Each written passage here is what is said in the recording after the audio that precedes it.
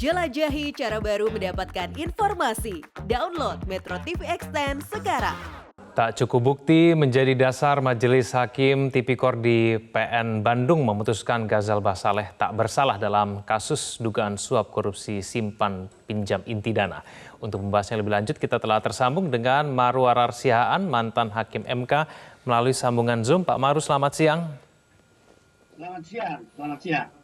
Ya, terima kasih atas waktunya Pak Maru. Pak Maru, orang yang menyuap Budiman telah divonis, tapi orang yang diduga disuap divonis bebas oleh Pengadilan Tipikor Bandung. Tanggapan Anda bagaimana?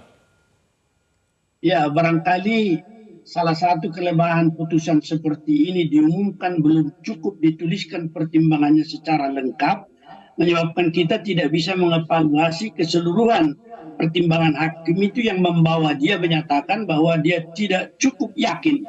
Meskipun ada lebih dua bukti, tetapi harus melahirkan keyakinan hakim.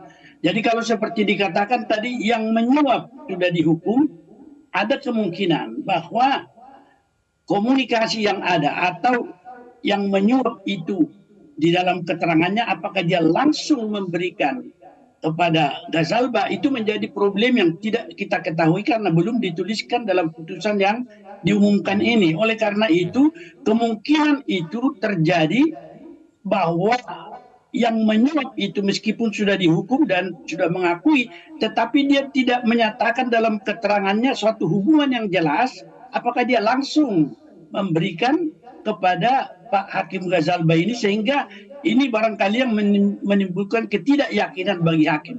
Jadi meskipun ada beberapa bukti lebih dari satu atau dua, tetapi kalau keyakinan, kalau di dalam metode common law itu dikatakan beyond reasonable doubt, tidak bisa hakim yakin dengan alat bukti yang ada, dia menyatakan bahwa dia tidak bersalah.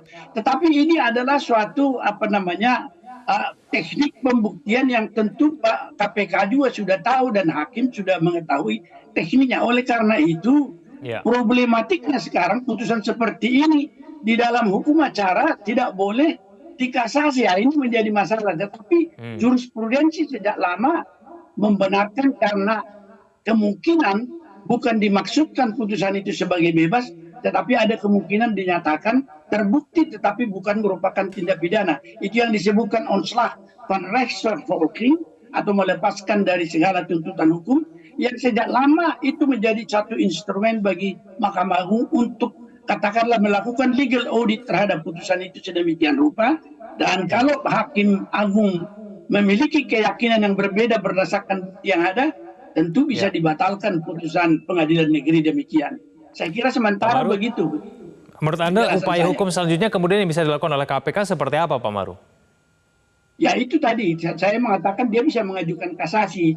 Meskipun Kuhap menyatakan putusan bebas tidak bisa dikasasi, tapi jurisprudensi sudah lama menerima itu, oleh karena ada suatu pandangan bahwa kemungkinan itu bukan bebas sebenarnya, atau yang dikatakan fresh trial, tetapi kemungkinan adalah onslaught van rechtsvervolging, dilepaskan dari tuntutan hukum karena adanya perbedaan tafsir terhadap alat bukti dan penerapan alat bukti itu, sehingga menyebabkan bahwa perbuatan itu dianggap bukan merupakan tindak pidana kah? Saya belum tahu, belum membaca putusan itu. Pak Maru, menurut Anda mampu tidak MA mengadili kasus ini secara profesional dan transparan? Ini kan dengan kata lainnya Hakim MA akan mengadili kasus rekan Hakim Agung lainnya.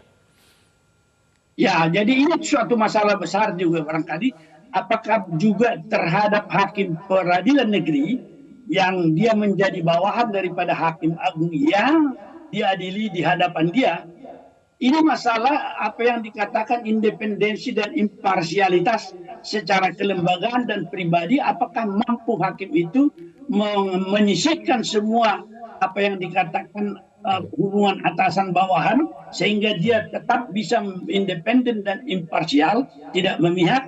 Itu juga merupakan problem yang ada pada tubuh Mahkamah Agung nanti sendiri. Secara kelembagaan, tentu itu problem dasar daripada hakim untuk mampu memberikan keadilan. Dia harus mampu menunjukkan independensinya, tidak di bawah tekanan, tidak di bawah pengaruh. Meskipun demikian, kita akan melihat juga bahwa sikap Mahkamah Agung seharusnya secara universal itu harus dijunjung tinggi, sikap imparsial dan independen itu harus menjadi sikap utama daripada hakim.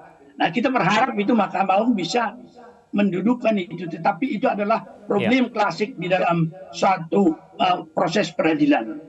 Baik, Pak Maru, terima kasih telah bergabung sama kami di Metro Siang. Selamat siang, Pak Maru. Cara mudah mendapatkan informasi dengan satu sentuhan jari. Download Metro TV Extend.